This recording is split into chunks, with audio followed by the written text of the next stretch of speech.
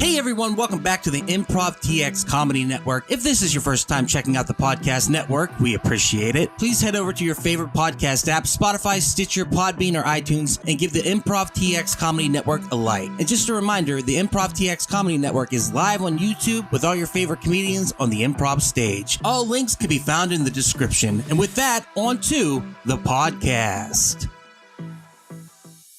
Hey everybody, it's Duck, just here to say thank you so much to all the guests we had this season. What you're about to listen to is the best advice from season 1. That's right, I asked every single comedian what their advice would be for up-and-coming comedians, people who are just starting out, people like myself, and they gave amazing advice. So we're going to go down the line, each comedian, and we're going to hear their advice for up-and-coming comedians. Thank you to each and every person that was on the show. I really appreciate it, and we will see you in season 2.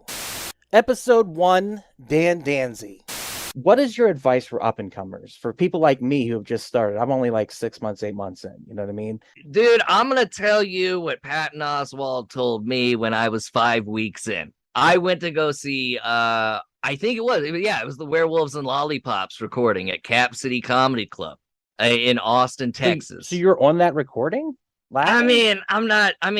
No, maybe. I don't know. I mean, I don't know. I've never really listened for my laughter because that was I know the shows were packed, all 4 of them. Mine was packed. My dad heckled the feature. That was weird. That was such a bad night.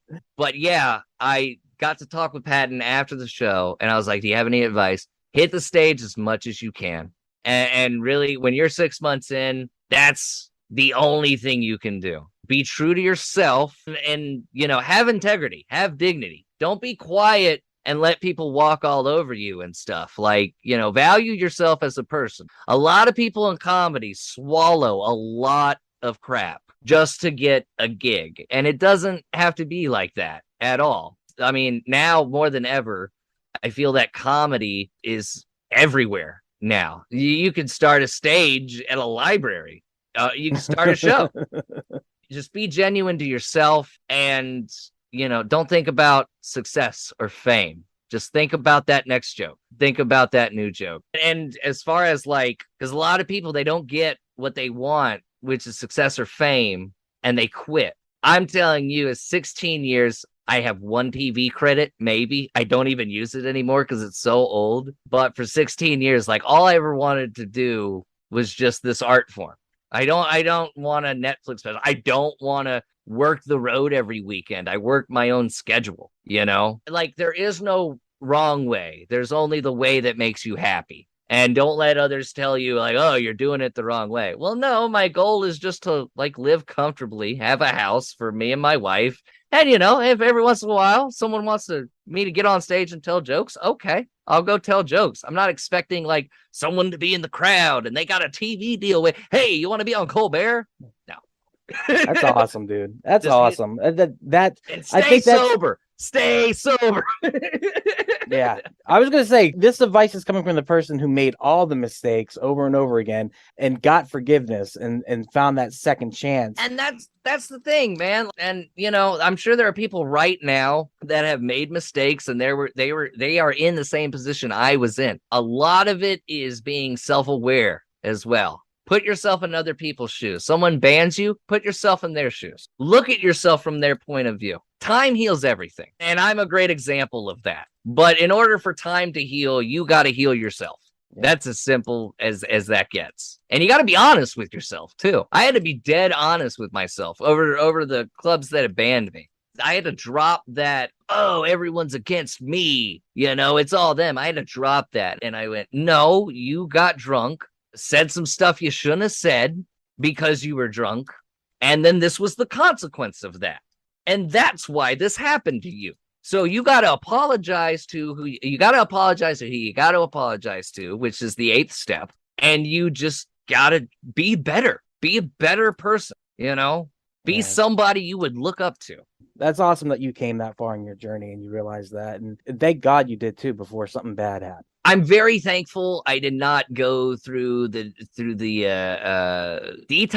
detoxing, what's it called? The DTs? Is that what it's called? Yeah. I didn't go through severe alcohol withdrawal, and I was very, very lucky. It was like a cloud hanging over my head in my first couple of months sober. Like, when's this gonna happen? But really all it was just like, I would just be staying up late. But then that started Twitch, and I'm a big believer in everything happens for a reason. I couldn't tell you if it's God. I couldn't tell you if it's the universe. I'm too small-minded to grasp whatever this is. The only thing I know that's real is me and how I interact with the environment around me. And I'm very lucky because, like, also throughout this journey, I've met our buddy Jake, our buddy, all these mutual friends that we have that I love and that I cherish.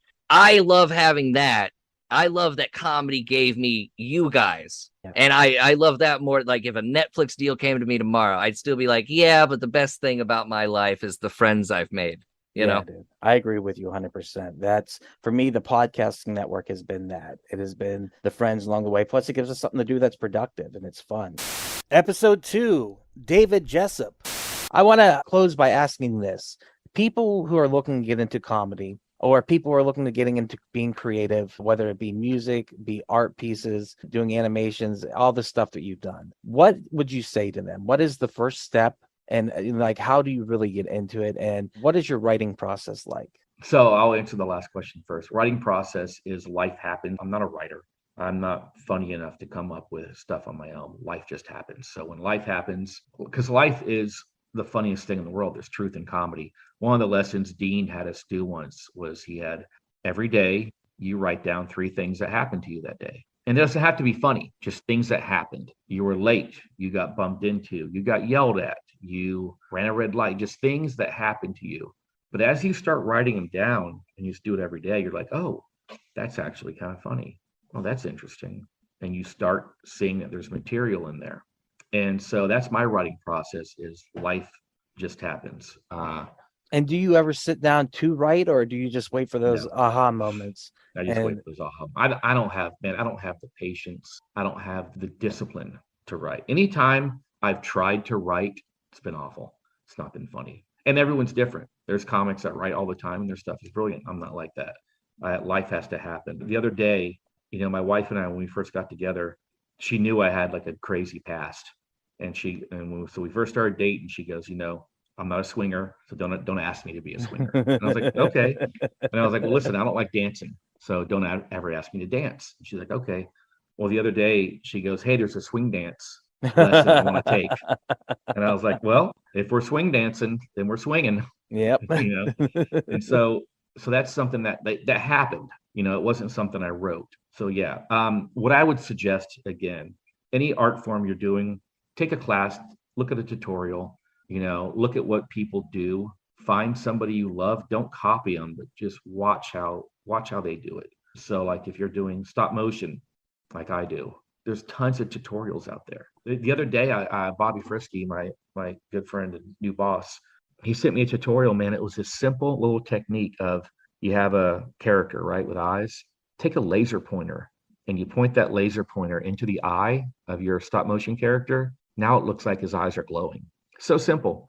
You don't have to rig up a light rig. You don't have to have lights going into it. You literally point a laser pointer at it, so it's stuff like that. And then just do it. That's the main thing, man. You have to do it. And it's going to suck at first. Like I told you, it took me a year to get to the point where my stuff I had been doing was sellable. It took me 3 years before I ever got paid to tell a joke. So it's going to take a while, but you just keep on doing it and it will happen. If you're good, it will happen. I always tell people this about comedy, like people that complain about not getting booked, and it sounds kind of harsh, but it's true. If you're funny, you'll get booked. If you're a comic who's been doing comedy for 4 or 5 years and you're not getting booked, you're not funny. That's just the bottom line, because clubs, bookers want funny people. If you're funny, you'll get booked. 100%. I agree. And if you're a jerk, you won't get booked. Yeah. Or sometimes they do get booked. They do get booked if they have a following. But eventually what happens, I spoke to a very smart manager at a very good comedy club in town. I'm not going to say his name, but he told me once, he goes, comedy is like an escalator. You're going up and then also you come down. And he goes, when you're going up as a jerk, but you're bringing in tons of people, sure, we'll book you. But when you start not selling out the club and now your career's going down, guess who we're not going to book? But if you're nice and you're cool and you're easy to work with and you're not selling out, we're still going to book you because you're easy to work with. Now you might not get booked as much, but we're going to work with you. But if you're that jerk that goes over and is mean, rude to the wait staff and you're not selling out the room, yeah, it matters. It does. Episode 3, LG Linwood. Your motto is, I just want to be funny. Where does that come from? Like I say, when I first started for a hobby, I was a power lifter when I first started. So I was a really, really big guy, really muscular guy. So when I would come in, I would always get that, oh, he think he's sexy. He think, like, nah. That's not what I'm trying to do. I just want to be funny. Like, I don't need the cools and all of that when I come up on stage. I just want to be funny. So that's where that started from, because I started to realize in the game, comedians are really sensitive people. You got to kind of make the other guys comfortable in order to be able to work with them. So that was my little moniker that I would go by. Like, hey, I don't want your girl. I just want to be funny. Yeah. I just want to come in and be funny. And that's really how I live life. Like, I ruined a lot of relationships because I just want to be funny. When it's time to be serious in a relationship, I cannot help it. What you see on stage, that really is who I am. So when you say I'm ahead of a lot of people, it's because, like I say, I didn't watch it. So I don't have any influence. I'm not trying to be anybody else. Sometimes when you listen to guys when they're new in comedy, they sound like the top guy. They'll have the Kevin Hart, Katie, or the Catwheel, or whoever the top guy is that had that sound. And I don't have that because I didn't start studying comedy until after I was already in it. It's guys that I really appreciated once I got to see their comedy, like Patrice O'Neal and Dave Chappelle and Tom Segura and all of those guys. Like, I really appreciate their comedy, the blue collar guys. I love what they do, but I'm not influenced myself in what they do. Like, mine is really cut from who I am and where I'm from. Comedy is about being able to relate to people. So because I was in that accident and sometimes my neck and my back are really killing me, I sit down on a stool most of my set. So when I'm sitting on that stool and I'm talking to the audience, it's like we sitting around at work in a break room talking. I love that. I love that you do sit down comedy, but it's stand up, but it's relaxing. Celebrity also does that. He sits down during his set, so that's pretty cool. Episode 4, Lamar Jones. But the thing is, usually people who blow up on social media don't have the talent to withstand it. It's too early. They haven't paid their dues. They haven't done 13 years in comedy. They don't know how to do it right. Right. And you'll see, like, they'll get booked for 2 or 3 years, but then it falls off. Oh, yeah, so, absolutely. And stand-up, it's a different ball game. Social media, I've known a ton of comics that have built their social media, and they still ain't working like that. And not only that, I want to be at a space where, and when it goes to a stand-up comedy, it's where other stand-up comics can say, hey, listen, I like this guy. I work with him. And funny. I want to give him work. Or you build that relationship when your peers respect you. I think that goes further in your career because now it's like you're not someone where they can look at you and be like, I don't know who the hell this is. Yeah. And not only that, I would rather the respect for my talent, not to say that I just want to be a guy that's, mean to people or, treat them in a negative light. But I think when comics, when their talent is respected, it gets more value because now you're looked at as an artist. Where versus those that just building relationships based off, I'm trying to be friends with this person, or I just want to be buddy. And that's fine. But when you on that stage, that buddy system don't matter. It don't matter who I've been on the road with. It doesn't matter who I may have worked with. The audience don't care. You have to be able to perform. And the audience know the difference between a person that's good and a person that's not good. I don't give a damn what audience it is. They know the difference between a quality show and you okay. Yeah. I'm not, what was his name again? Yeah. Okay, it's not okay. Matter. Yeah, it's crazy. The whole journey of comedy, man, it's a wonderful journey for me. it's all been a learning experience. It's like you say, you've been around and seen me, and I remember tons of years of me going to open mics week after week after week after week.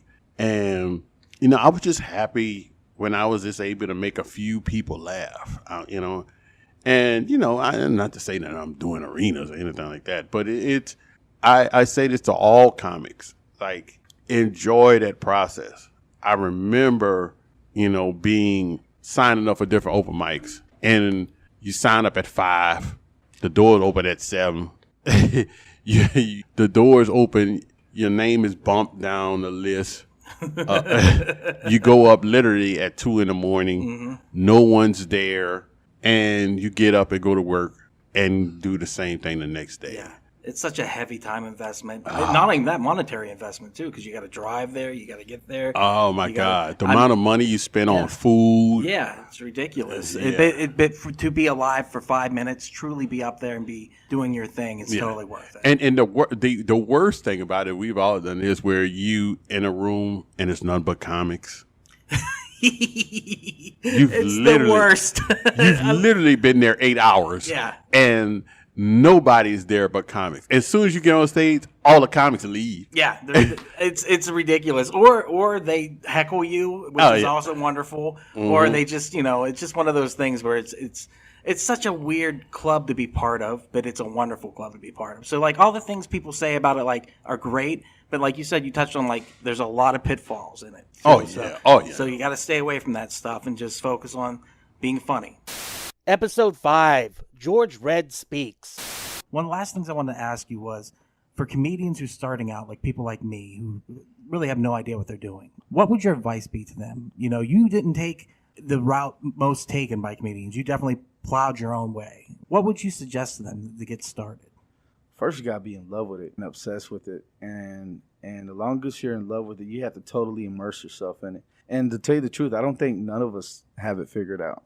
And I've only been doing it 5 years. So, I'm still, to another comic, I'm at the very beginning. I've hit a marker, a 5-year marker, but I think the only thing where I've seen success, because I've seen success and failure, right, is knowing that failure is a big part of it.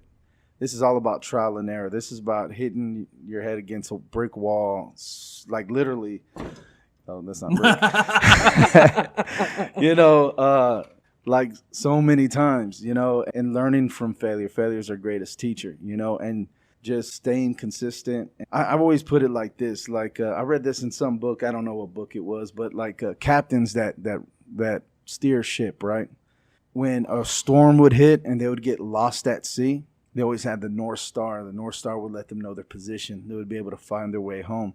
So your vision and your goal, right, if you want to be a comedian or whatever it is that you want to be, it has to be your North Star, because no matter what happens, I know that if I'm going the right direction or I'm going the wrong direction. When I'm at a crossroads, it's very simple when you have the vision in front of it, right? Because you can say, I don't know what to do. But if you say, if I go this way, it brings me one step less closer to my vision. But if I take this direction, it brings me one step closer to my vision. Then obviously that's the right step. Motivational speaker, that's what you are too. I watched some of your videos earlier, man. They were definitely motivational. Like you were getting in there and saying positive stuff, and it's all positivity and real too. You were kind of dropping it like, if you're not going to work for it, it's not going to happen. So Episode 6, Angela Walker. Do you have any advice for upcoming comedians? You've already given great advice, but like if somebody's just starting out like me, I'm my first year in. What would you say to do? What would you say is the number one thing to focus on? Be true to yourself, for one. I've seen so many people try to emulate somebody else or do something else, or like even like I've had, and the minute you say F it and I'm just gonna be me, that is when things change. And I understand, like for some people, like it doesn't necessarily come natural, right? So you're trying to find your place. Even when you're finding your place, stay authentic to yourself, because the crowd can read when you're just. I know I can tell when someone's written a joke and when someone has been given a joke. And that's on all levels. Like I can tell because it doesn't seem authentic to that person completely. So to me, I feel like do not get in the habit of putting anything in your body before you go on stage that you think you needed to get on stage. Right. That's how you get bad habits and get addicted to stuff. I've never done that. Like I've always, if anybody asks me, if you drink, don't have more than 2 drinks before you go up. Maybe a shot or something like that. But do not get in the habit of getting blasted and messed up and you think that's the only way you can get on stage. That is a terrible habit, because what's going to happen if you have an interview or a opportunity to do a show last minute and you don't have that time to prep up for that? You're going to feel like you're going to bomb because you don't believe in yourself enough. You believe in that alcohol or that weed or whatever. You believe in that more than you believe in your own material. So give yourself that opportunity to believe in yourself. You know what I'm saying? Drink water and mind your business. Don't get into all the extra stuff. And if someone gives you some advice, no matter if it's good or bad, take it. If you feel that it is not beneficial to you, take it out. Like don't be afraid to get criticized and take the criticism. Take it to your benefit. You know what I'm saying? Because somebody might be telling you something to hurt you. Like, and see where the message is coming from. Because some of these comedians are It's cutthroat. It's very cutthroat. So if they see something in you that you don't see in yourself, they will try to push you away from your purpose. And that's what I'm saying. And also, if comedy is your purpose, think about it. Am I doing this for the money? Or am I doing this that when I look on that stage into that audience and I see this person with their arms folded up and they're mad and they had a bad day? I mean, I literally look for those. And then all of a sudden I start seeing them just start leaning back. And then all of a sudden they put their hands down. And then all of a sudden they're laughing. This one woman after a show told me, you know what? I lost my mom last week. And when you were talking about your mother, or you as a mother, that reminded me how much my mother loved me and I want to thank you. Or someone will say, I didn't want to see tomorrow. Like you don't know what mission, how important comedy is in this world. This world is so freaking hateful. And the whole purpose right now, I don't know if you realize this, is to divide us. If you believe it or not, the powers to be, the higher powers to be, they're not for the regular person. And they would rather us argue about our skin color, our preference to sexuality, our beliefs in religion. If we can keep them separate, then we can keep, we're ants right now. We're just scattered ants but if we were to unify ourselves, hey, I promise you, I have friends, I know they have a Confederate flag in their truck. It's still my friend because I know that's who he is and he knows who I am, and we can respect each other and know that we have different beliefs, but I still respect you as a person as long as you don't step on my toes or vice versa. So to the young comedians, I just say, this is a purpose. This is not for play. If you want to do it for play, then you stay in the open mics. But if you really want to make this a set purpose and you bring joy to this world and actually make a difference with your purpose, come on in, be your authentic self and get it, and focus on the funny. Just focus on your funny. That's all I got to say on that. Yeah. I love it so much. I love the process. Somebody else clapping? I thought the ghost was clapping. Oh, man. Yeah, there is a ghost here. There is a ghost I'm here. not even... I don't want to talk about it either. Yeah. I got to come up here all the time. So. Yeah, it's not enough people here either. Yeah. Episode 7, Miles Francis. What advice do you have for people starting out? Like, we've talked, because I'm starting out, but what advice would you give somebody? My advice would be to look at myself and be like, oh, wow, his life's a mess. Don't take advice from this guy. No, you've got great advice, dude. We went open micing, and in the car, you told me a bunch of different stuff that totally resonated with where I was. You were like, maybe don't do this, possibly do this instead. You know what I mean? You were giving me great advice, so I will follow you. You tell me where we will go. This is terrifying. I feel like I'm running the least successful cult in the history of cults. It's just me and you, Miles. Let's drink do this. Let's drink the monster, dude. All right.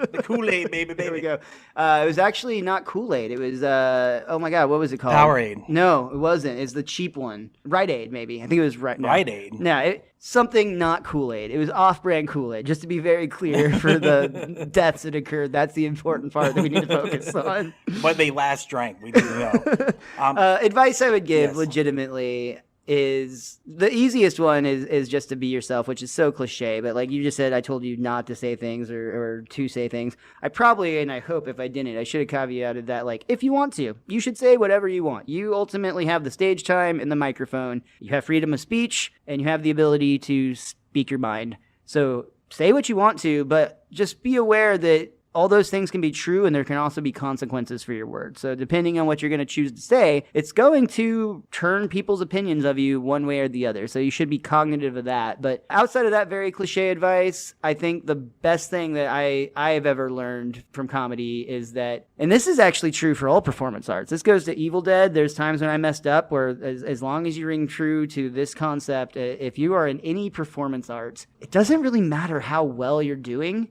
It matters how much fun you're having, because to some degree, of course, you need to be moderately funny to be a comedian, and you need to be moderately good at acting to be in a play, and you need to be a moderately good singer to, perform a song. But ultimately, if you are having fun, the audience is going to want to have that fun with you. They're going to recognize like, oh man, this dude's having the time of his life. I want to be at the party with him. That's going to win people over far more than writing the most perfect joke and nailing the execution on it every single time. I mean, don't get me wrong. There's people that do that and they're incredible and they're hilarious and that works for them and I'm happy for them. But I am never going to write the smartest joke of the world and say it perfectly because I'm going to stutter or I'm going to slip up or I'm going to bite my tongue or whatever. But I will be having a great time if you give me that microphone and give me a crowd of people to talk to. Absolutely, dude. You're so much fun to watch on stage. Thank you, man. You really are. You have, like I said, you bring people in. Like the second you get on stage, you make it your space, and then you bring people in. That is an incredible talent to have. A lot of comedians draw that barrier. They like the lights. They like the bubble that's up here. But you just seem like to be talking to, like I said, one of your best friends or something like that. So it's really fun to watch. I like it when people like invite me to their table so I can like munch on their 2-item minimum or, get a drink out of the situation. Can I get some of those nachos? Yeah, just move the lights down to table 3, please. We're good. What's your writing process like? How do you do it? I should write more, which is always a thing.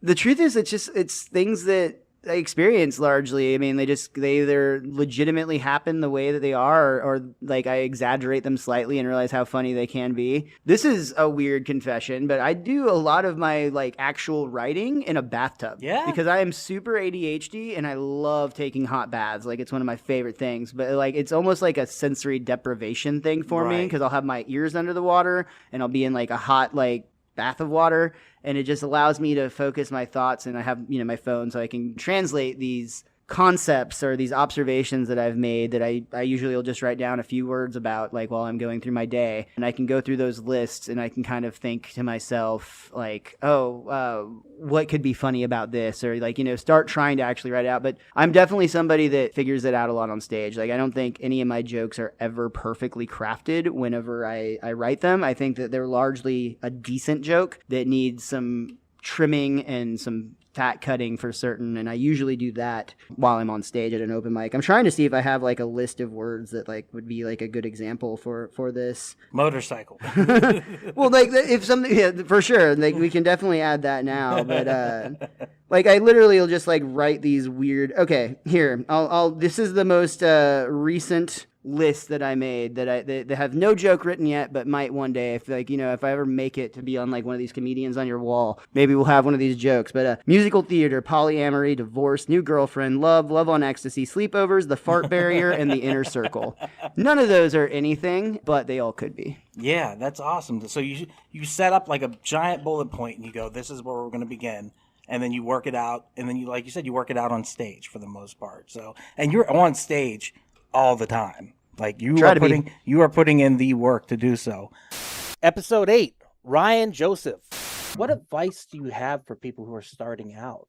People who just got into comedy, who want to go to an open mic, don't know what to do. What would you say to do? I actually built a course once during the pandemic on like how, and it was based off a book that I read. A lot of the content is based off that, and I would just give my own content. You can find it on Udemy, udemy.com. It's just like how to write jokes, but I also talk a lot about a lot of stuff. But like my advice would be, it's hard to give advice as someone who's had, Barry Katz told me I chose a really hard road, and he loves my comedy. He listens to my comedy in the dark in the basement and laughs. He's afraid he'll get canceled, but like, so it's hard for me to like give advice because I like basically just do what you think is funny, And if you think that like, don't ever change who you are and what you do for anything, for anyone. And if you think it's funny, other people will think it's funny.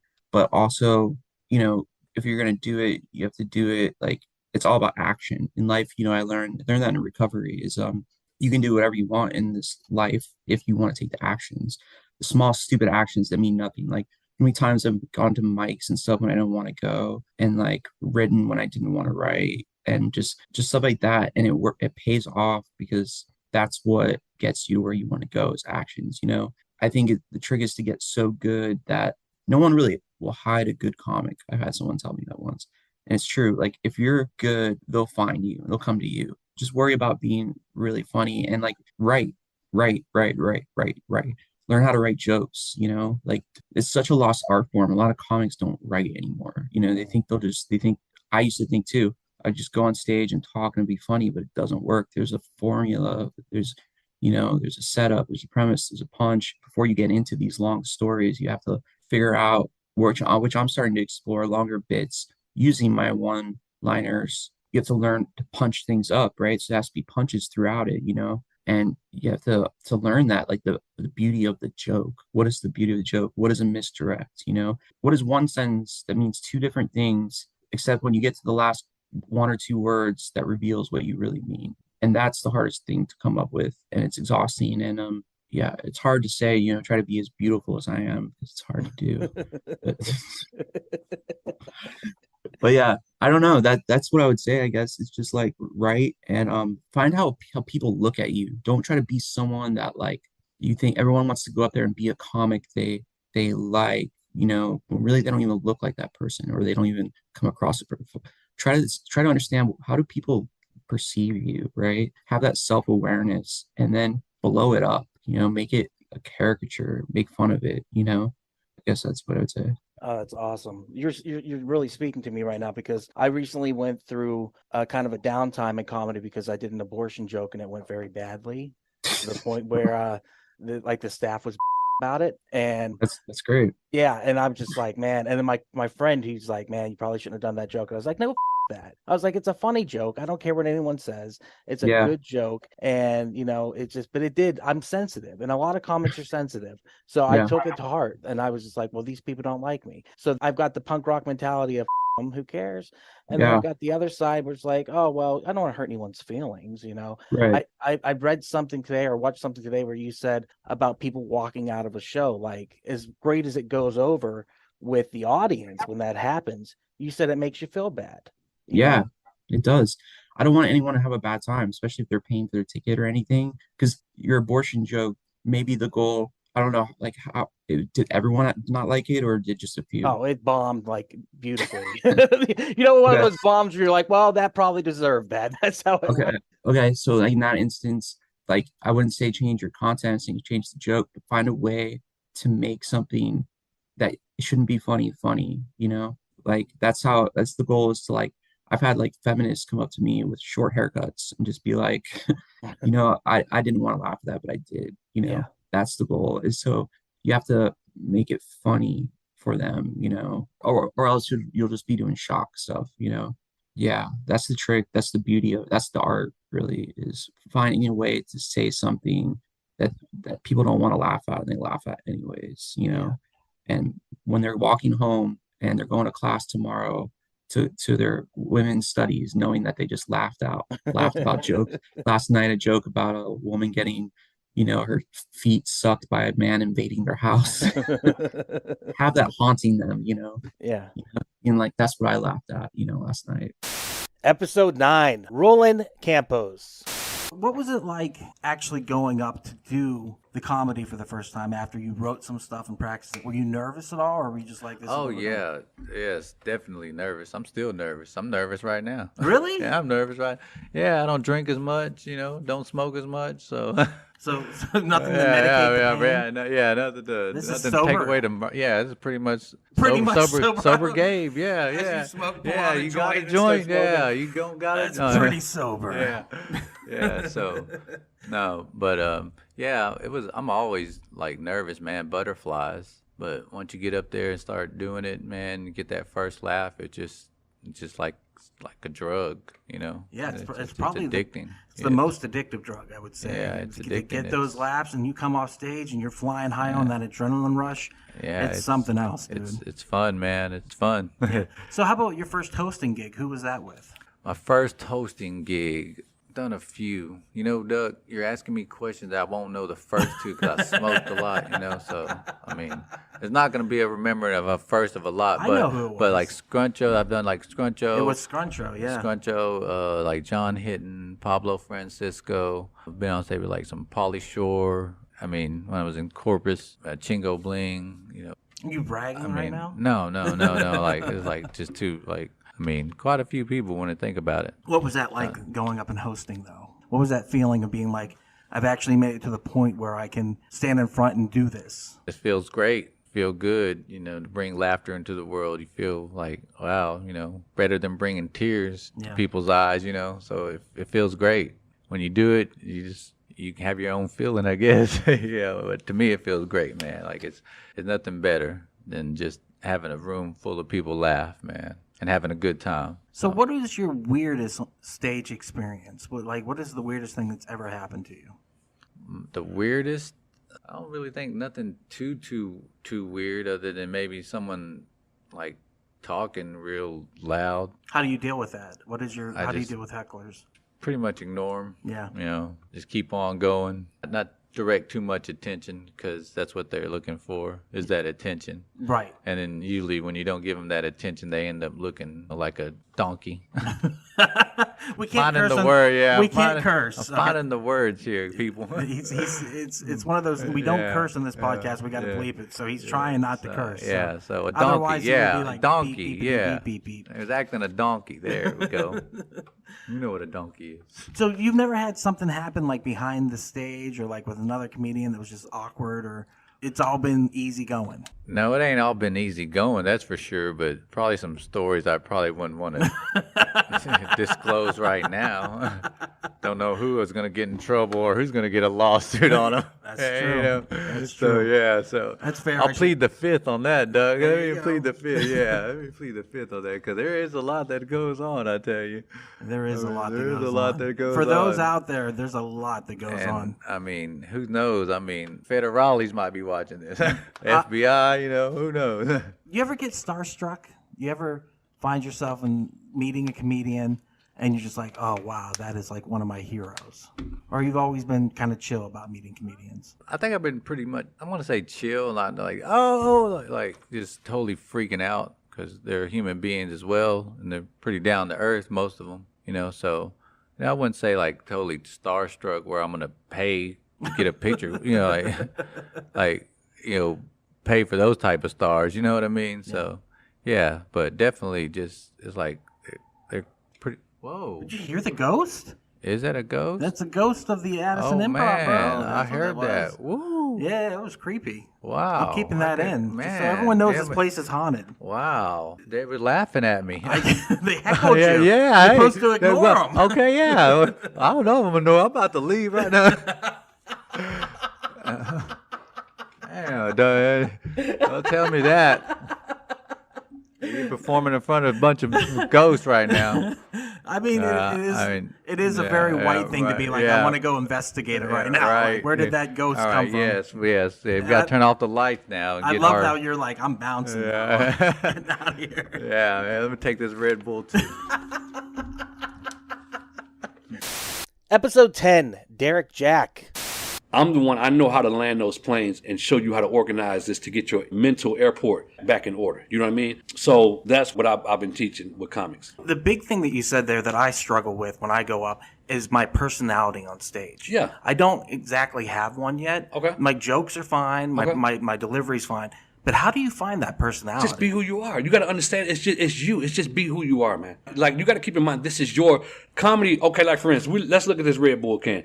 Where I think arguments come in is this. All of us are looking at one item, the same item, but we're looking at that item from a different angle. And we're arguing over the views that we see. So watch this. I'm saying, oh, yeah, Red Bull, blah, blah, blah, blah, blah. And I'm like, yeah, it has a Red Bull on it. You don't see that bull because all you see is the ingredients. You're like, no, it doesn't. It just has words. And I'm like, no, it don't. It got a Red Bull in it. And we're arguing. But the thing is this. If we take that same item that we're all looking at and we rotate it, or if the item stays the same and me and you switch seats, now I see that same item from your angle, and you see this same item from my angle. That's one of the main problems. We don't know how to switch seats. We just see it on one side. So the thing is this.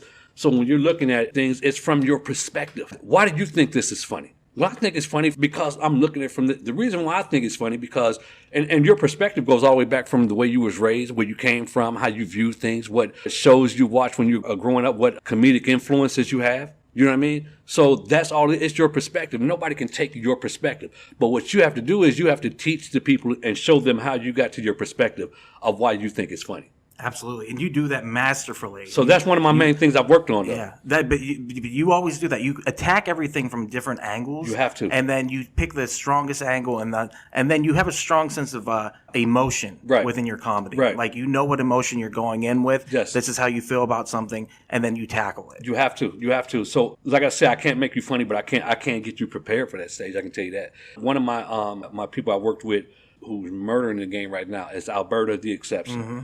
Me and Alberta, we've been cool for a long time. I remember when Alberta first started. I seen her when she first got on stage. I seen where she was going with it, and I told her, I said, hey, I can't make you funny. You're already funny, but I tell you what, I can show you how to enhance what you got. No doubt, Alberta was like, let's do it. So me and her got together years ago. We started putting things together. Boom, boom, boom, boom, boom. I started teaching everything I know, learning, doing what we can do, what I had learned up to that point. She applied that. Man, she's been murdering the game. She's got a hold of it quicker than I did. And that was my goal, to get her, if I can get somebody to grab a hold of it. Like it took me, I had to learn it the hard way. You know what I mean? So once I learned it the hard way, I condensed everything that I went through and I put it into a format like, yo, you don't have to go through, 4 years of learning this when I've went through it already. So boom, I've condensed 4 years of training. This is what it is right here. And these are classes that you do, or These just are- one-on-one? It's one-on-one I do. If it evolves into that, it's cool. But I have comics. People, I'm trying to get my stage presence together. So I'm like, yo, all right, this is what you need. Boom, boom, boom, boom. And then I'll run it to them. The whole nine, man, learning how to write, all that. Learning how to put your sets together. And the way I teach is that you can do it, and I can show you how to, I'm going to teach you how to write in 5-minute increments. And then all you're going to do is basically, once you learn how to write in 5-minute increments, you're going to just change the subject, and you're going to keep writing in 5-minute increments. You take a subject of, let's say, 5 minutes of childhood jokes, opposed to 5 minutes of work jokes. Now you put them together. Now you got 10 minutes for a set. You know what I mean? Yeah. And the way I teach you, where it'll show you how to keep you, where you can remember everything that's going on. The way I can set it up, you can take this set out right here and add this set in here, and you can switch this around and all that. So it's a way it's done. But I understood, like I said, I understood the format behind it, and it works. Yeah. Because I know I have a lot to offer. Like I said, a lot of people, they hit me up behind the scenes. They don't say nothing. Some people ask me to tweak their jokes. How do you do this? How do you get to? I'm working on a new joke, and as soon as I hear it, I say, I see what you're doing, because I understand the concept. Mm-hmm. And it's a format too. Once you get that, bro, you can't be touched. Yeah, you that's can't awesome. be touched. I promise you so. Episode 11, Joel Reynolds Jr. What advice would you give to people who are looking to get into comedy? People who are thinking about going to that first open mic, or just like people like me who are just starting out. What advice would you give? Well, if you're looking to go to that first open mic, right now we do Test Your Mic every Tuesday at the Improv at Arlington. It's the best place to start out and learn. I've had a lot of people come up here and, get out into the world. That's what I can say. Just get on stage as soon as possible, especially if you're young. I had a guy that was pretty old. He's like, you think I'm going to make it? I'm like, no, man, because you're not. You 49. You up here trying to do characters and you're not telling jokes. He'll be here tonight. He might be up here now. I'm trying to tell him how to write a joke. He's not listening. I'm like, people have to be able to follow you. If you, I tell a lot of comedians that your first 3 jokes on stage must connect, because you're establishing a pattern.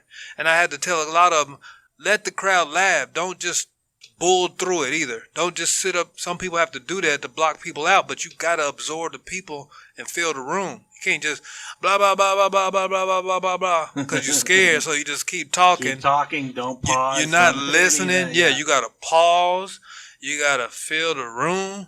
You got to acknowledge the elephant in the room. Mm-hmm. If you came in with a big, something on your face, you're like, yeah, I know I got something on my face. I was just waiting until, but if you get up there and something on your face, and I was at work the other day, and they're going to be looking, he got something on his face. They don't know that, though, man. They don't think about that. But that's great advice, though, having the first 3 jokes connect. Yeah. You know what I mean? I've never heard that before. Yeah. And I started thinking about my set, and I was like, oh, if I do that. You see, yeah. And another thing that they, told me when I was starting out, come out with your best joke and end on your best joke. And so I started doing that, and then I put one in the middle, and then everything else started, then everything started evening out.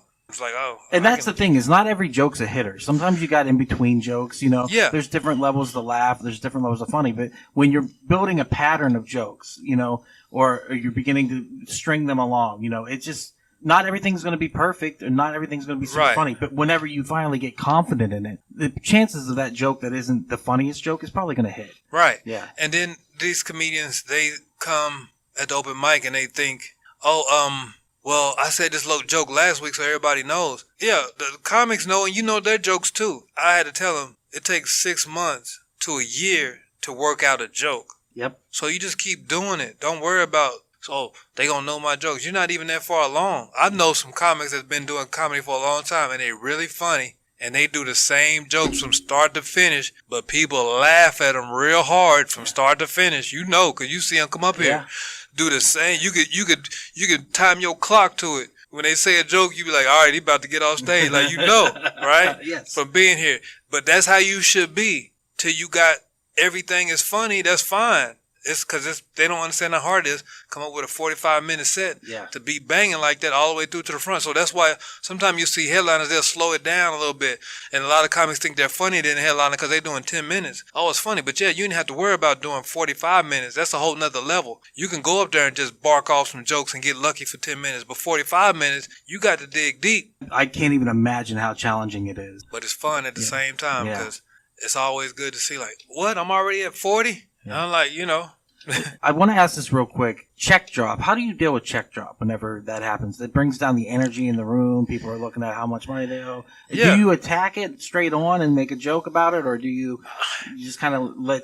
I didn't really notice it here in the South. Like I said, that was something that I was brought my attention to when I was in New York, because they would do that and they would get serious. But like I said, the elephant in the room. You know, you say this is the moment to get quiet. Look at everybody. Truth. Everybody start realizing how much money they done spent tonight, and then they want to go home. They tired of me. You know, usually a check spot is in New York. They have a comedian that go out just for that time to do the check spot. So they kind of do it early, so the headliner wouldn't have to deal with it. Right. So that's why, like, I could offer some advice to them, but you're not gonna avoid that. People gonna say that check. You know, everybody bringing out the checks.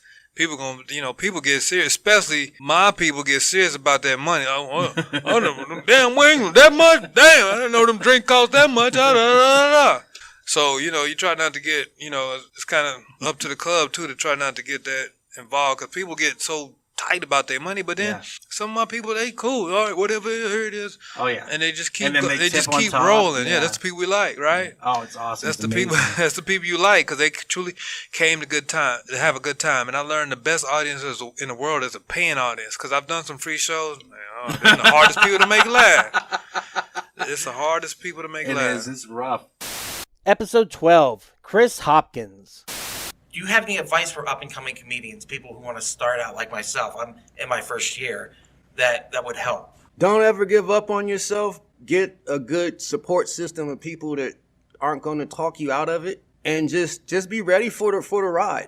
Don't feel like, well, if I'm not on Netflix in 3 years, then I need to quit. Don't let people put arbitrary limits or timelines on your career. Don't let them say, well, you got to do this and this time, and you got to do that and that time. And well, why are you still doing that? You haven't made X amount of dollars, or you could be doing this and you could be doing that. Everybody takes off in their own time. Like Ron White was saying that he was a traveling comic doing stuff forever until Jeff Foxworthy put him on. Yeah. And then he took off. And that's really the thing. It's like you do your thing until the word gets out that like, this guy's a killer, and then someone will come find you. But that's how comedy kind of polices itself up until these crappy social media and all these TikTok clowns that if you get a bunch of followers, it's like they'll just throw money at you. But it used to be that you really had to prove yourself before you made money in comedy. You couldn't just hop up there. You know, you got a couple people that, you know, they might know somebody or something, but you really had to prove yourself and become a beast before people start throwing money at you. Like, if you look at the Chappelle show, like, Bill Burr's like a bit dude in there. Yeah. Like Bill Burr's like one of the top comics now. It's like people do their time. Like Joe Rogan, he did Fear Factor. Yeah. It's like you never know what other little side gigs or whatever things you can do for exposure is going to help you in the long run with comedy. Absolutely. And that's why you should always say yes to every experience, every door that opens. Just say, Yeah, I'll give that a go. Yeah. See what happens. Because you never know who you'll meet, what contacts will happen. You just never know. You never know. Hey everyone, it's just Stuck jumping in to say thank you so much for checking out the podcast today. If you dig it, please head over to our website at improvtx.com, where you can check out our calendar for all the upcoming shows in Addison, Arlington, Houston, and San Antonio. And don't forget to follow our social media, all links in the description. And with that, back to the podcast. Episode 13, Paul Gyros. Do you have any advice for up-and-coming comedians, people like myself? I'm only a year in, open micers, people who might want to try it. What advice would you give to them? I would say trust yourself. If you put too many people into what you got going on, they might make you have reason to doubt yourself or doubt your process. You know, you got to trust your process, trust your material. Keep people around you that are chasing something, because I think that matters too. If you're around people who just kind of like to kick it around, you know, and aren't really as driven, at some point it'll rub off on you. So I think just keeping people around you that are driven, staying true to yourself, true to your material, and trusting. Like I said, trusting. I have plenty of jokes where I would write them down and then I would get on stage and be like, I'm gonna do what works. You know what I'm saying? Instead of just taking that leap of faith. There ain't nothing wrong with bombing, for one. You know? Yeah. It's gonna happen. It's inevitable. Yeah. We all will have a off night, but it's just a night. You know, so it's like, in this comedy, it's like it's really a journey. It's really a marathon. Like I said, you have your great nights where you're on top of the world. You have your nights where you're like, and you'll know it too. Like, because we hold ourselves to that standard. So it's like, you'll know when you had a great set. You'll know when you had an all right set. But even when you have an all right set, you'll still have people come up to you and be like, hey, that was great. Like, you thought that was great? You know what I'm saying? Like, I'm like, all right. You know, so that kind of helps going forward. And then it's like I said, this is about finding who you are on stage, finding what's my style. Am I someone who sits on the stool and just, you know, or am I energetic, or like I had to figure it out for myself, you know, like that's why when you say high energy, I make that a point before I get on stage. Make sure you have jokes that require energy. Like for me, I always want to keep your attention. You know, whether I'm telling a joke or not, I want to keep your I may be on this side of the stage and I'm over here, or I'm over here, I'm over here, you know, so I always want to just keep your attention. And like I said, stay true to you, stay true to your material, and don't listen to the outside noise. Because it'll derail you. It'll derail you. It'll make you doubt. It'll make you feel like, this and that. Don't listen to it. Just keep going and watch how far you go. Episode 14, Benjamin Defabaugh. What suggestions do you have to people who want to get into music? You know, don't.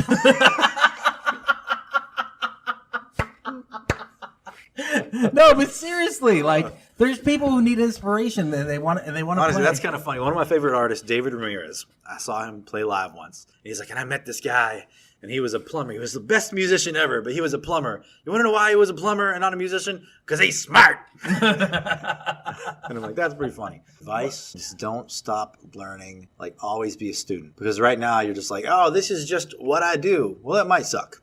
Yeah. You know, just always learn. Keep yourself humble.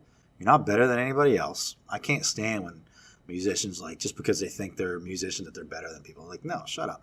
Be humble. Be a student of your trade. Be real and authentic. When you're trying to be like somebody else, you can tell.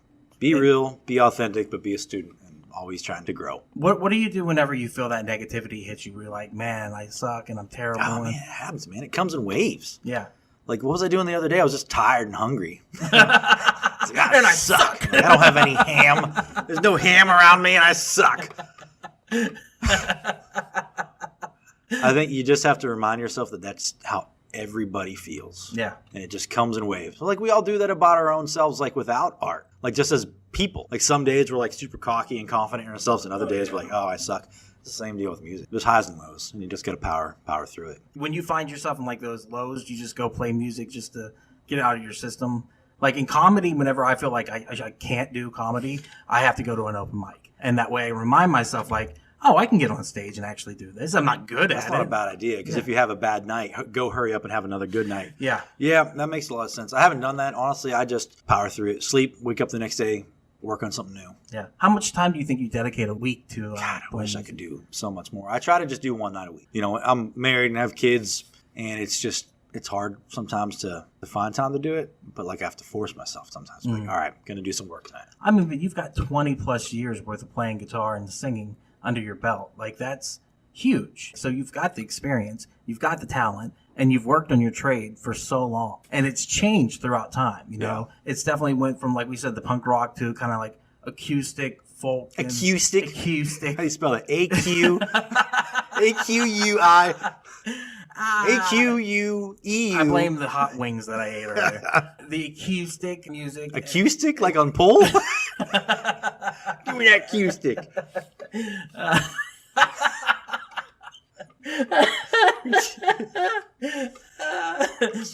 Episode 15, Alfred Kanga.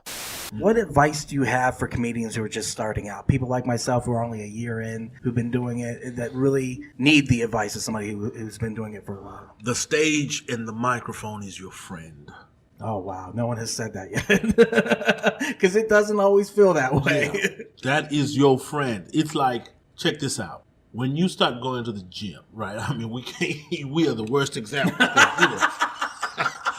We're sitting out here with kegs and but when you start going to the gym, right? First day, you're going to do 10 push-ups.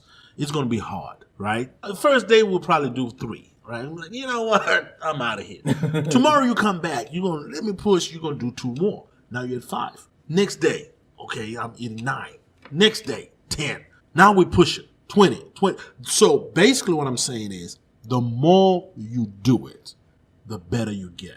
The more you get on stage, the better you get. Doc, I used to get on stage 7 to 8 times a week. Wow. I would find all the open mics in the city. Sometimes 2 open mics a night. 5 minutes here, 5 minutes there. My night was done. Do it again the next day. I kid you not. I couldn't wait because I wasn't a headlining or traveling comedian. So I could not wait for Tuesday because that's when open mic starts, right? Mm-hmm. Over the weekend, I hated it because I'm not working. Because I'm a new open micer. But Tuesday, Wednesday, Thursday, Friday, loved those days. Yeah. So you found all the open mics that you can do, as much as you can. Your stage and your microphone are your friend. And with that, did you enjoy the process of working out material? It was tough. It was tough. I mean, you had rough nights, right? I mean, most of the time with open mics, it's a grind. You don't have an audience. You have 10, 15 people, and 9 of them are comics. You know, who gonna be on your you know what I mean?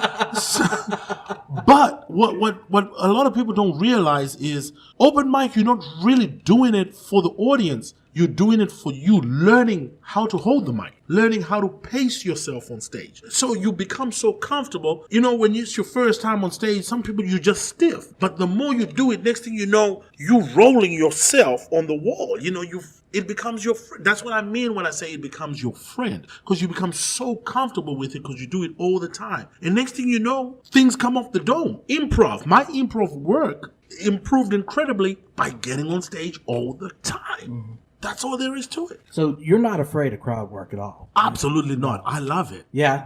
I used to be petrified. I used to be scared of it, but there's a guy by the name of D. Ellis. Mm-hmm. He said, Alfred, because he's a king of improv. That's all he does. You know, and I'm going to go on record and say, D. Ellis doesn't have any material. He's got improv work, you know. He'll give you 45 minutes of improv. But he taught me, he said, look, if you're able to engage with audience and then come back to your set, you're going to be unstoppable. Yeah. Because there's things that happen during the show, right? Wait staff comes and gets knocked over and then pulls. You got to talk about that. Yes. You know, someone that comes in with a ridiculous outfit, we got to talk about that, you know? So I love my improv work. How do you deal with hecklers? What is your go-to? Do you engage or do you ignore? Thank God I haven't had very many, but the ones that I've had, I've handled them very well. Yeah, you know, my go-to is I let them know, like, look, man, I passed immigration. You think I'm gonna be scared of you? Come on, man, you gotta come better than that. ICE, let me in. You ain't gonna stop me. Episode 16, Comedian Hot Topic. What advice do you have for comedians who are just starting out, like myself? I'm about a year in. I'm not very good. But what advice would you give to somebody like myself that could help us? Keep writing. Don't burn bridges. All comedians say be original. Tell your story. I'm real big on don't burn bridges because everybody think they funny, which is cool. You already got to be funny to get on stage. You should be anyway. And keep tight relationships with comedians. You know what I mean? Because it's all about what you do off stage. Are you going to talk behind my back off stage? Are you going to go to the promoter and say, hey, I can bring in a bigger crowd than what he brought in? You know what I mean? It's all about friendship. Because the thing about it, if you look around in DFW, some of the same comedians running in a circle and don't even know it. I'm talking booking the same comics that they cool with over there, over here. No, be friends with everybody. You know, that show that's coming up on the 15th. 15th at 7 o'clock at the Addison Improv. Got Bunny, a real good friend of mine. CJ Starr, real good friend of mine. Angela Walker, she like a sister to me. Angela's amazing. And I hit up Brittany Gross that run Plano House of Comedy and say, hey, would you mind being on it, doing a guest spot? Because she's giving me an opportunity to perform over there. So, and me and her don't even have a tight relationship like that. But it's like, I see the potential. You run a comedy, you want to do comedy, you're doing comedy, you got a following. Come do some comedy. Yeah, absolutely. 2023, man, if you ain't smiling, get away from me. I want that energy around me. What is your motto? Why cry over anything when you can laugh at everything? Where does that come from? Just being positive, man. It's okay not to be okay sometimes. You know what I mean? We ain't supposed to be perfect. You ain't supposed to walk around here faking it. If you ain't all right, say something. Somebody might have some encouraging words for you. Look how many people come in the comedy club and be on their last leg. Be ready to jump. Yeah.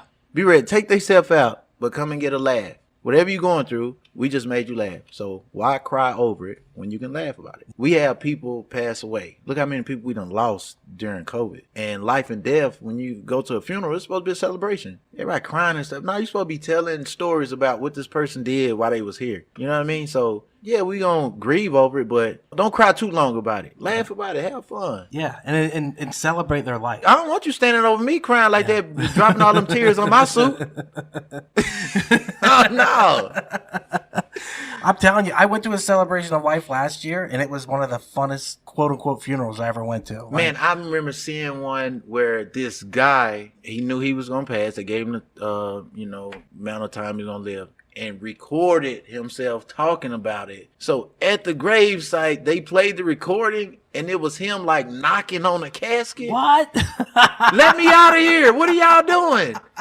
I was like, yo, that's funny, man. It's genius. And making people laugh. Making people laugh. Yeah. That's what you want to leave them with. Yeah, man. Just don't cry over it. Not too long. Yeah, it only hurt for a little bit. Yeah. What we go through in life only hurt for a little bit. Yeah. Just keep it pushing. Episode 17, Comedian Q. What advice would you have for up-and-coming comedians like myself, people who are just getting started? Get on stage. Like they told me, say, Q, man, if you want to do this, man, just keep getting on stage and writing, of course. I run into people to say they don't write, they just freestyle. I think that's amazing if you can do that and be successful at it, but I personally have to write. So I would say write and then jump on stage as much as you can. I say this all the time. I don't know how many comics do it, but poetry rooms that have open mics are some of the best crowds to go work because they come and listen. They're not a heckling crowd. They'll sit there and just hear your jokes and hear your premises and listen, and then they'll laugh because everybody loves to laugh. But sometimes you go to open mics, people are talking and it's nothing but a bunch of comics on the list and not too many people in the crowd. I don't like those type of rooms, so I try to go find me like a nice open mic mixed with music, comedy, poetry. So it's an experience almost. Yeah. And you can enjoy the show as well. Like I've been to some open mics where all the comics are outside smoking squares and waiting until they get on stage and you have nobody to work out in front of but comics. If they're in there, I like working out in front of real audiences. So that would be my experience. That's what I would say. Go jump out on some open mics and, of course, just write. Just keep writing because you can't do nothing but get better. Oh, yeah. I love that because can't do get better. That's the one thing that's a bummer about open mics is there's no audience. Right. Yeah. Right. So right. I love that. Something to bounce off of. And I think once you get to a point where you can start hosting, host as much as you can because hosting works on your crowd. You get to work on your crowd work and you get to work on your bits at the same time. So if your hosting give you 7 minutes, well, you can do 5 minutes of new material every time you host and then some crowd work. Like it made me stronger. Like when I started my series, We Got Next, hosting, I was writing out, trying stuff every month. Every month I probably had 12 minutes of new stuff that I was going to try out. And it worked for the most part because they was used to me trying out stuff or used to me being there at least. And I got to do my crowd work as well. That's how I got stronger hosting. Episode 18, Comedian KG. What advice do you have for up-and-coming comedians? People like myself who are only like a year in or who want to get on stage for the first time. I would say, it's always a way to hone in your craft of stand-up comedy. It's always a way. You can, like I do, practice at your house, hit open mics, or you can do all of it collectively. My advice is to don't stop doing none of it. Like, always do it all. Anything that got to do with comedy, do it, because that only will advance you to the next level, whichever that next level is. Because I always see my career in levels. Like when I was 1 year in, 2 years in, I was not getting money for comedy. That was a level. Then people start offering me like $25 and I was getting excited. So I was at another level, you know? So I would say always like continue to do everything that it got to do with comedy to advance your comedy career. And writing is always one of the first steps in advancing that. Because when you write stuff, it kind of opens up a whole path of creativity and it can go so many directions. And it's only you can decide what direction you want to take it. I personally take it in every direction until I find a direction that I'm comfortable with. That's really smart to say, what are all the angles that I can go Yes. at this joke and go, all right, here's our best path. Right. Yeah. Yes. Like if you got a idea or a punchline, you write it down and then you just start like thinking about every direction that it can go. You can talk about politics that direction. You can talk about family that direction. You know, your life, personal life that direction, or go all the directions until you find what's comfortable with you. And that's what writing creates. You know, the more you write, the more you be a creative person and you start using your brain and using it what's need to be used for, you know. So always continue to write no matter what, and always have your hands in everything that got to do with comedy. Episode 19, Shiva Ari. What advice do you have to up-and-coming comedians? Don't do it. Don't do it, dude. Honestly. I love being on stage, man, but it's a lot. It's a lot, the offstage stuff. But if you love being on stage, man, yeah, you're going to keep doing it. It's like, yeah, I love doing heroin. That's why I kept putting myself in situations for it. This is kind of the same thing. So if you love it, you'll continue to chase it like a drug. Yeah. Yeah. It is like a drug. Unfortunately, yeah. It is like a drug, though. The adrenaline rush is something else. Yeah. Like, it's unlike anything I've ever experienced. You, and I'm not trying to be like you have to be up to do stand-up, but it's like to deal with the you have to have a enough life that the reward from stand-up is worth even the more up that's happening to you because of stand-up. Some of it's not even stand-up's fault. Like, it's not like the culture. It's just like, dude, going on the road and just being by yourself for, 4 or 5 days. And you're just like, all right. And you're just stuck in a room. And then, you do 10 minutes of, you pretty much get taken out of your cage, do 10 minutes of dancing, and then go back in your cage. And you're like, that was really fun. But then you're stuck at home and you're like, what am I supposed to do? Yeah. So, and then, some of the cultures too, because it's entertainment. Like, there's always going to be like some shadiness just because so many people are involved and so many people want to do this and stuff. I think, don't do stand up. You should, you should really if you can find something that makes you happy, that's not stand up. That's probably the best. Or really, dude, just go make your friends laugh. If you can make your friends laugh, I don't have any friends, so I have to get strangers to do that. I would love to have friends to make laugh, which I created through stand up, which that's kind of interesting. You have a ton of friends. They're all stand up comics. Yeah. The best friends and the worst friends. And I know all those mother would leave me the second I quit stand up. So it's just it's the same thing. I mean, to a degree, but it's like it's like this is our AA meeting. That's how I look at it. It's like you got to come here. And I'm kind of friends with comics out of it, but the main thing is you come to church or whatever, Do you view it as an art form?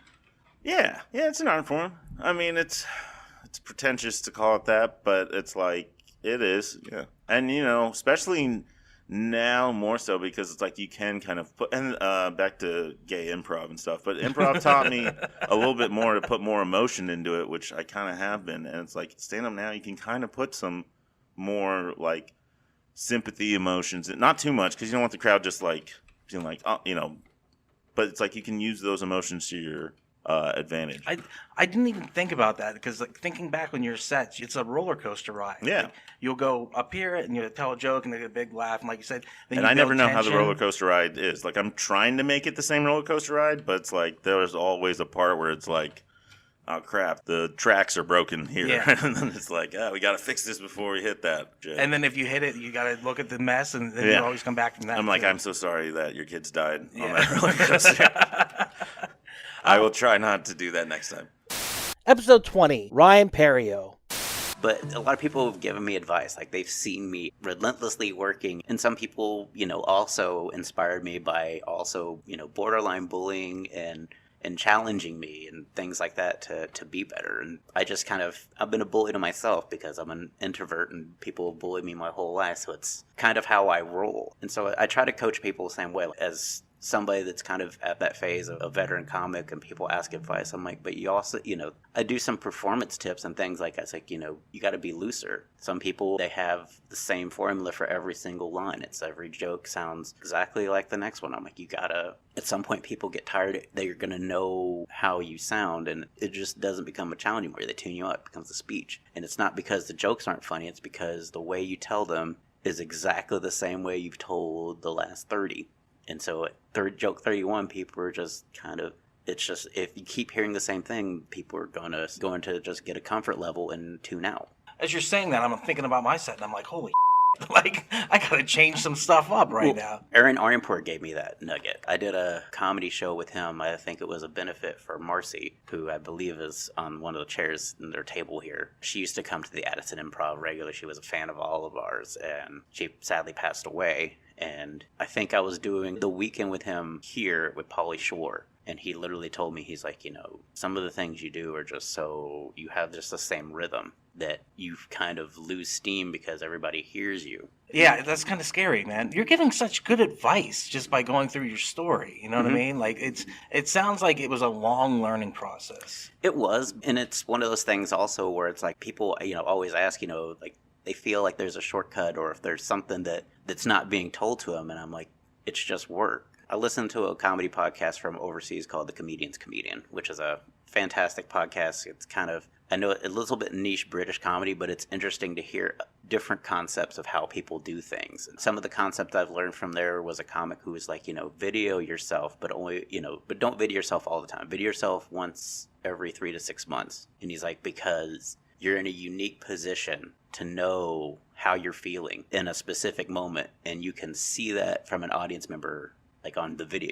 So if you're nervous, if you think, oh man, I was super nervous doing this joke, you can look at the monitor or the camera screen and say, that's what I look like when I am peak nervous. You can see that. And like, I learned what I look like, and I learned, when those feelings come up to kind of move away from that, to not let those get to me. Episode 21, Panda Chacon. Yeah. You got a cool name. You got to have some duck.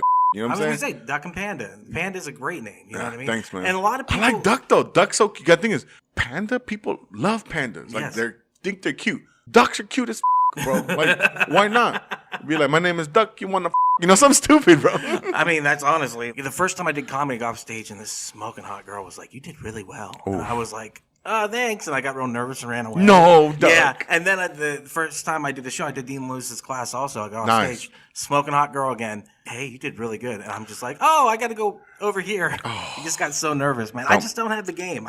There's no, dude, see, that's the thing as men, we think there's got to be game, cologne, like some type of pull card. No, be yourself, bro. Most chicks don't give a about that. I mean, the last 2 girls I went out with, you would not, I'm not trying to be negative on myself or my body type. You didn't think I would have pulled them, but I was on myself. I made them laugh. Yes. That's the thing.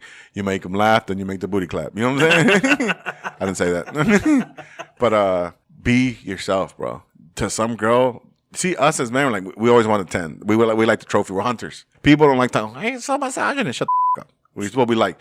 Bro, but I've dated everything. If you see the date, or the few chicks that I've dated, short, chunky, thick. The last one, 5'7", $155. I mean, beautiful body. Look better without clothes. Like, it's like, how the hell do you hide that? It's like, how? Well, I'm half Puerto Rican. Well, I know where the good half is at. But, dude, honestly, going back to the jokes, be yourself, bro. Be yourself. Like, right now, you're comfortable. Mm-hmm. You're a happy dude, man. Be yourself. Write about stuff that's happened to you, bro. We all have 2 or 3 jokes that has only happened to you. If you your pants one day, we all have. Yeah. Talk about that, bro. Hey, you know what pisses me off? I've been in the green. I was in Las Vegas. Oh, shout out to my friend Juan Garcia at Chepo. He's awesome, bro. Dude, he was like at the Laugh Factory. You can take a comedy class. Like, do you know what he took it at 14, 15? Oh, wow. Bro, at 21, he toured the nation. Oh, wow. Yeah, I love Chepo. He's my boy. We're the same age, but he's been in the game like 17 years. Something ridiculous, bro. Like, he's a full-time comic, pays all his bills off of comedy. Oh, wow. Yeah, beautiful, man. Juan Garcia, check him out. And Chepo, he's hilarious, bro. He puts me on game a lot. And we don't necessarily talk about jokes. We just talk about life and how to approach comedy, the business, how to brand yourself. He does get on me on certain stuff. But we're in the green room and with him, and then several times, not just with him, but other comics. I mean, these guys are headliners, bro. They got specials out. Dude, have a cadence, be yourself. Don't talk about pussy jokes, pussy fart jokes, dick jokes. Yeah. And then I see them on stage 20 minutes later. My little dick. I'm like, bro, just be funny. Yeah. Just be funny. Episode 22, Michael Pasfar. What advice do you have for upcoming comedians? People who are just starting out, people who are thinking about doing it for the first time. Don't be afraid. Try it. I hear this all the time. Like, people will be like, man, people tell me I'm funny. I should really get out there and try comedy. Well, you're lucky you're in DFW because we have a really great scene, and we also have so many opportunities to get on stage every single night of the week. You can get on stage. I mean, I don't know if there's any open mics on Saturdays, but pretty much every other night you can get on stage and get on stage multiple times. Go up as much as possible and write. Don't worry if things work out. Don't worry if you feel like you suck. We all suck. I'll bomb probably tomorrow. Things happen. And so just keep doing it. Go up as much as you can. Find friends that are also doing comedy. Get like yourself a little comedy friend so you can run ideas by. Just go up it's just like anything else in life. You have to do it. The more you do it, the better you get it. I know that sounds so cheesy, but that's the truth. Yeah. And the thing is, we only get to practice 5 minutes at a time, 3 minutes at a time. The other thing I always try to remind people, there's a lot of driving. A lot of downtime. It's a lot of time sitting there watching unfunny people say unfunny things. Mm-hmm. And not that we're judgmental. It's just one of those things where we all suck at the beginning. Well, and honestly, even the comics that are working, they might suck at that open mic too because they're working material. Right. That's practice. It's just like anything else you go and watch. You go watch Luca tomorrow and he's trying some new move that he's never done at practice. It's probably going to suck. You know what I mean? And he's one of the best basketball players in the planet right now. So it's not necessarily you're going to an open mic for practice. Get on stage as much as you can. Yes, because you're trying to practice your material, but also because you're trying to practice that comfortableness on stage, right? The more comfortable you get on stage, the more comfortable the audience is going to be with you because you want it to feel like you're watching a person, not some fake thing, right? And so when you get on stage and you're all tense and you're holding the microphone awkwardly and you're doing things like that, all of that comes across and it makes it for a worse and worse experience for an audience member. So if you can do little things like getting comfortable with the mic. You watch so many comics when they're first starting off, they'll do their set, they'll take the mic out of the mic stand, and then they'll just keep the stand in front of them. And now there's a bar in front of your face. Like little things like that. You have people that are playing with the cord, doing different things like that. So getting on stage and just getting yourself familiar with being on stage is extremely helpful. Episode 23, Dave J. What advice do you have for up-and-coming comedians? I'm about a year in. I'm not very good. What would you say to somebody who's just starting out? Just do it as much as you can stomach. Do it all the time. The most important thing you can do is just do it, especially if you're new. If you're worried about anything else other than getting better at being on stage and writing jokes, then you're worried about the wrong things. I think if you're obsessed with your writing and if you're obsessed with figuring out your stage presence, then everything else will fall into place. There's a lot of people who are not funny become very successful, but not for long. And that's just my, what I observe. And the people who last and who matter are the people who are really genuinely good at being on stage. That doesn't mean being good about social media. It doesn't mean being good at, networking. It means you have to be good on stage. And I think that should be your primary focus. And the thing that really attracted me to comedy, or that kind of hooked me on it, was that I spent my whole life trying to figure out how to make money. And I went to college because I was like, I'll make more money. I got a job because I'll make more money. I work really hard. I get this promotion, then I'll make more money. But it's not like those things are my passion. Comedy is the only thing in my life ever where I only care about being good at it. It's the only thing that I've ever cared about being good at, actually. Besides being a father and being a husband, doing comedy is like, I just want to do it and be good at this thing, not because it will make me money. That's becoming more complicated as time goes on, and I am making money doing it. And then you're like, well, how can I make more money doing it? That becomes a problem. But you have to do it just because you want to be good at it. And yeah, I think the other thing too is whatever makes you laugh, try to make that funny on stage, and don't worry about the back of the room. Like, it's fun for your peers to think that you're funny and for them to respect you, but nothing is more respected than somebody who can kill. And so for me, as a guy who started when I was 30 and I have a family, I talk about me and I talk about my kids. And, Austin's a pretty young scene nowadays because of the way that it's been blowing up and yada, yada, yada. And so it's a lot of young guys, a lot of them talking about a lot of the same stuff. Everyone wants to talk about their dick. Everyone wants to talk about porn and whatever. Like, do it. That's fine. But I think it's sometimes easy for me to feel like, do I fit in because I'm up here? Like, I'm like the old guy. Like, I'm talking about like what it's like to be a dad and what it's like to have a family and all this stuff. But if it's getting a laugh and it's something that like connects to you personally and makes the audience care about you, to me, that's the highest form of doing this. For my money, the greatest of all time is Chris Rock. I think there's nobody, everything that anybody might say about why someone else is the greatest. Someone said this, everything that everyone says about Dave Chappelle is true about Chris Rock. And it's because he is very funny, yes, but that's almost not even, but everybody's funny. You know what I mean? There's a lot of funny dudes. There's a lot of dudes who are as funny as, but the reason that he is in another class is because his jokes are elevated because he also is talking about things that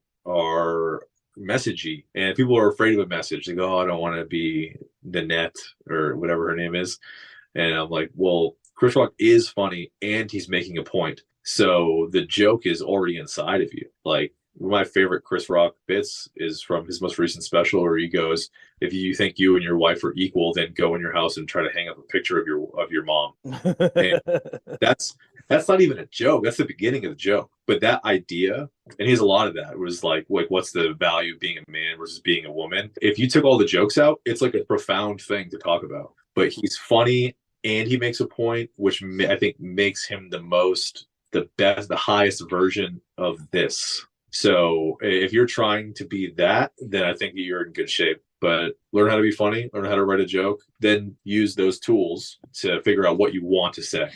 Episode 24, Dean Lewis. Because, there's a phrase I use, hiding behind your material. People who are hiding behind their material.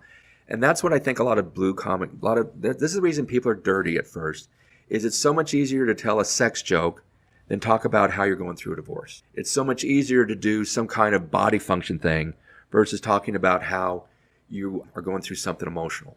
It's easy to hide behind your material. So that's my thing about The Voice. I'm sure other people would go, "No, you're wrong." And, if I'm wrong, I'm wrong. But that's been my lesson I've learned over time is from hanging out with great comics. On stage, they're just themselves. Yeah. It's the same person. They have material that they've honed and everything, but it's just them exaggerated, heightened. They're just a little bit bigger version of that. So you don't have to create the, and that's why, when I got started, everyone was like, it's going to take you 5 to 7 years to get good, 5 to 7 years to find your voice. Now, I don't think 6 months is when you're going to find all that stuff. But I think if you go up, and we talked about how many open mics there are in Dallas, if you go up 2 or 3 times a week and different clubs all the time don't have a home club, people will have a home club and they get good at that room, but then they can't work anywhere else. That's a mistake. Do all the crap, but you're trying to find your voice. And one of the ways you can do it, no one does this, is after the show, hang out and talk to the audience. This is what Paul Varghese does. He still does this today. When he's done, he'll say, "Hey, I'm going over to Pete's." It's closed now, but I'm going over to Pete's. You guys want to come over and have a drink? Come on. Or after the show, at the back door, he'll hang out and he'll have an audience of 6 or 8 people and he'll talk to people and get their emails. And I'm going to friend you. But part of the thing is when you're talking to people after the show, I don't know exactly how to do it, but find out, they're like, "We love you." You go, "Oh man, that means so much. Thank you. What did I do? What did you like?" And if you start hearing this thing over and over and over again, like, you do this crazy voice. I love that crazy voice. Now you're beginning. So that's you exaggerated. You got to use the crazy voice more on stage. And you've seen this, Ducky, how many people, headliners or features who come in from all over the country, and they just have this little thing they do that, like Jim Gaffigan, for example, his thing is he self-heckles. Like he'll do like 10 bacon jokes and go, "If this guy does one more bacon joke, we're going to leave." I understand that. Here's another thing about bacon. Yeah, the audience's voice. Yeah, voice of the audience. Yeah. So right. I think that, if you want to do stand-up, you've got to figure out what is it about you that's funny, not this pursuit of a voice. But again, I'm wrong because some people do, like this guy you're talking about, he's figured it out. "Oh, I got to be stupid." People love that. So he's playing that. But here's the other thing about a voice. Can you do that for 50 years? Like George Carlin as an example. So when George Carlin started, he was very middle of the road. He was actually part of a comedy team, but he was very middle of the road. And then he started getting into his hippie phase. So he was in his hippie phase and a lot of drug jokes and a lot of this and a lot of that. But then Bill Hicks, who was a great comic, he saw Bill Hicks. This is a famous story. Do you know this story? No. George Carlin saw Bill Hicks and he goes, you know what? I'm not tending to my garden. That was his phrase. He realized Hicks was very personal and was dark. Carlin never told a joke about his family. He was never personal. He was always an observational comic. And he stayed with that. But you can see, I can't think of the name of the special now, but there's one where he's doing his set in a graveyard. The set is a graveyard. And it's dark. And he talks about auto asphyxiation. And he talks about all these really dark topics. And he went really dark for a while. And then towards the end of his life, he kind of became the cranky old man. Yeah. Just complaining about everything. But he evolved, and my point is that 70s hippie guy, that wouldn't work in the 90s. He would have had a fan base who came to see it, but like Andrew Dice Clay, Megan King, great comic, she worked with him. And she said, yeah, his audience, they expect that, hickory dickory dock, the dirty things, because that's what he's famous for. But I didn't see the set, and it's not fair, and she didn't really say this, but I think he's just playing the greatest hits to, he's I'm trying to think of a band that's like this, he's the Rolling Stone. I don't think anyone is in their 20s at a Rolling Stone concert. It's all 60-year-olds. It totally makes sense. And when you say be yourself, my podcast, you saw at the beginning, like, hey, everybody, blah, blah, blah, blah, blah. It's just an increased version of myself. Just heightened. And yeah, that's all it is. So that makes perfect sense. And there it is. Hey, everyone. Thank you so much for listening to the podcast today. If you enjoyed it, please head over to improvtx.com to check out all our upcoming shows at the Addison, Arlington, Houston, and San Antonio clubs. If you like this podcast, you might enjoy the other podcasts on the Improv TX Comedy Network. We have The Act Out. From open mics to the big stage, comedians tell us the story they've made, where I talk to comedians from all over and chat about their journey this far. Also, check out the Black Dog Retro Arcade podcast. Straight from the arcade, we talk about how our favorite games were made. That's right, we're talking all that video game goodness. And finally, we have Quacking Up, a storytelling podcast where we pick suggestions from a hat and tell stories based upon them. Once again, thank you so much for listening. Please check out our social media, all links in the description. And with that, we'll see you on the next one.